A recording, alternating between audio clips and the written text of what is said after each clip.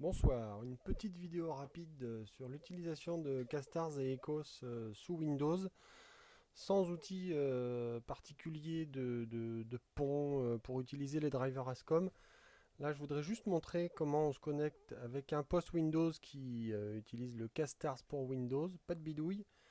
Et comment donc on se connecte avec ça sur un petit boîtier type Raspberry Pi ou autre, ça peut être une autre machine sur laquelle tournent les drivers Indie. Alors l'installation de Castars, je vais pas passer dessus, il suffit d'aller sur la page du projet. Il y a une version Windows qui suit d'assez près les versions de développement les plus abouties, enfin, les plus en avance sur Linux. Donc il suffit de la télécharger, de l'installer, c'est assez classique. Et donc on va l'ouvrir ici. J'y vais quasiment sans filet, hein. Je sais juste que j'ai mon boîtier serveur Indie qui fonctionne dans le salon. Là je suis dans le bureau, je suis même pas allé voir. Alors voilà le Castars. On est en terrain connu, terrain connu, pas inconnu. C'est quasiment le même. Il y a toutes les fonctionnalités qui sont reprises, les mêmes fonctionnalités qui sont reprises de Linux. Et c'est très facile de l'utiliser.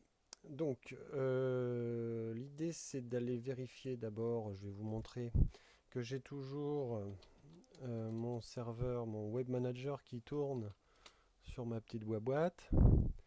Et j'ai une configuration avec des simulateurs que je m'apprête à démarrer. Voilà, toujours pareil, il fait mauvais. J'ai une caméra, un focuseur et une monture.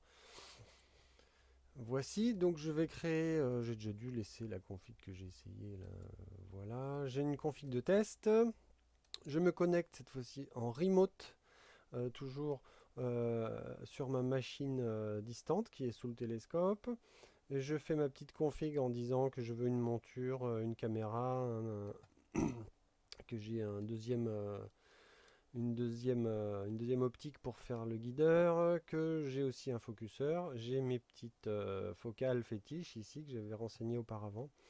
Là, le sauvegarde par l'Indie Web Manager fonctionne pas, ça doit être un bug. Je peux pas enregistrer cette coche dans le profil, ce serait bien pratique, ça m'éviterait d'appuyer sur démarrer sur le Web Manager. Donc voilà, j'enregistre.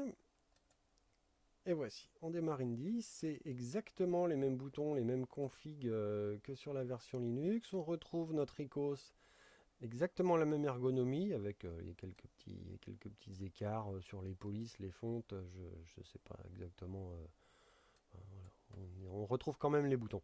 Voilà, je me suis connecté à ma monture, je vais là, elle s'est déparquée toute seule, je vais enclencher le tracking.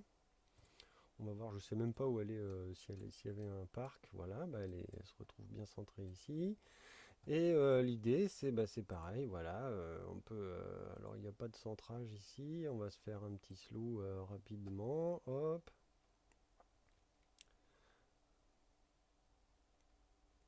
Il est où le slow? Voilà, il est où, hein. C'est pas tout à fait les mêmes positions dans les menus. Et la monture, elle y va. Alors, évidemment, c'est hyper rapide parce que c'est une simulation. La voilà, la voilà. Et puis, ce qu'on va faire,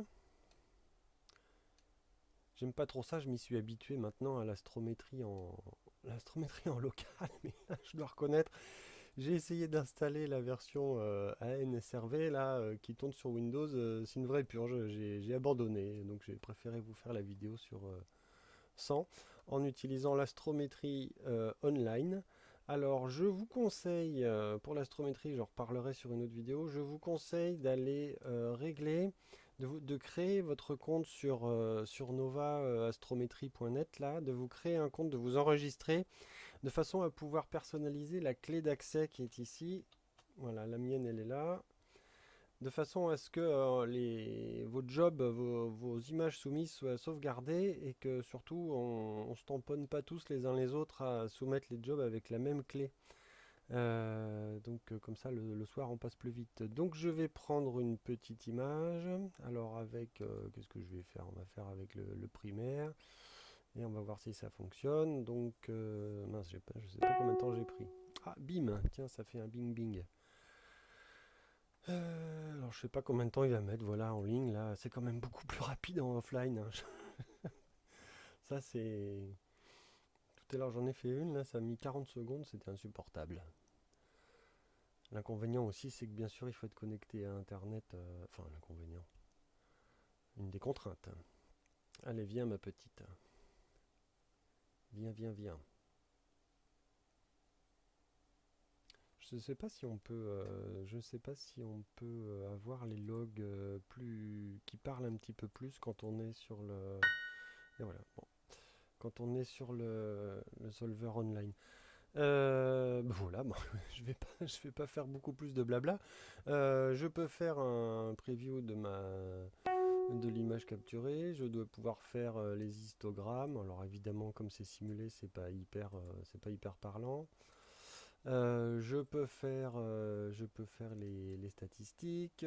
Si je m'étais amusé à la résoudre, il m'aurait indiqué les objets dans l'image. Que puis-je faire d'autre? Je peux programmer exactement de la même façon qu'auparavant des séquences de prise de vue qui s'enquillent derrière les unes derrière les autres. Voilà, je fais des lights, je fais des darks. Voilà,